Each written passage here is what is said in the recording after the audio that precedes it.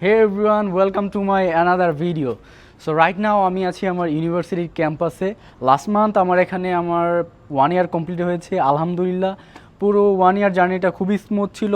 আর আমি যদি আমার মালয়েশিয়ার পড়াশোনার জার্নির কথা বলি, এডুকেশন সিস্টেমের কথা বলি, ভাই বিশ্বাস করেন বাংলাদেশের প্রাইভেট ইউনিভার্সিটিসগুলো থেকে ফার ফার ফার বেটার এখানের এডুকেশন সিস্টেম। সো এখানে পড়াশোনা যে অনেক হার্ড তা না, আপনি যদি রেগুলার ক্লাস করেন আর অ্যাসাইনমেন্ট আর সব কিছু স্মুথলি সাবমিট করেন তাহলে ইজিলি আপনি পাস করে যাবেন অ্যান্ড সিজিপিও ভালো আসবে। আর এখন আমার ভার্সিটিতে সেমিস্টার ব্রেক চলতেছে প্রায় 1 মান্থ। সো আজকে আসার মেইন রিজন হচ্ছে আমার পাসপোর্ট ভিসা রিনিউ করতে হবে। এখানে আমার 1 ইয়ার খুবই ভালো ছিল। গো এখন আমি আমার ইউনিভার্সিটি ক্যাম্পাস আপনাদেরকে এক্সপ্লোর করে দেখাবো। আগেও একবার দেখিয়েছিলাম কিন্তু ওই ভিডিওটা তেমন রিচ হয় নাই। সো এখন ইনশাল্লাহ দেখাবো, লেটস গো।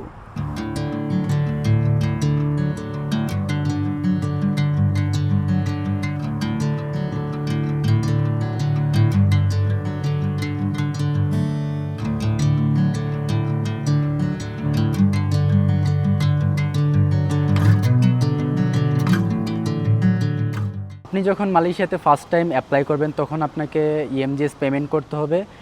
ইএমজিএস পেমেন্ট করার পর 70% যখন হবে তখন আপনাকে এম্বাসি ফেস করে ভিসা পাইলে দেন মালয়েশিয়াতে আসতে হবে। এটা হচ্ছে ফুল প্রসেসিং। আর প্রত্যেক বছর আবার আপনাকে ভিসা রিনিউর সময় ইএমজিএস আবার 0 হবে, 0 থেকে আবার 90% হওয়ার পর আপনাকে পাসপোর্ট জমা দিতে হবে। So very simple. আর পাসপোর্ট রিনিউ করা তেমন একটা জটিল বিষয় না, জাস্ট আপনার ইএমজিএস যখন 90% হবে তখন আপনাকে পাসপোর্ট রিনিউর জন্য জমা দিতে হবে ভার্সিটিতে। আর যারা ইএমজিএস সম্পর্কে জানেন না, ইএমজিএস হলো মালয়েশিয়ার এমন একটি সংস্থা যারা স্টুডেন্ট ভিসা বা স্টুডেন্ট পাস ওরা পরিচালনা করে। এখন আমি যাচ্ছি স্টুডেন্ট সাপোর্ট হাবে, ওইখানে আমার পাসপোর্টটা জমা দিব আজকে।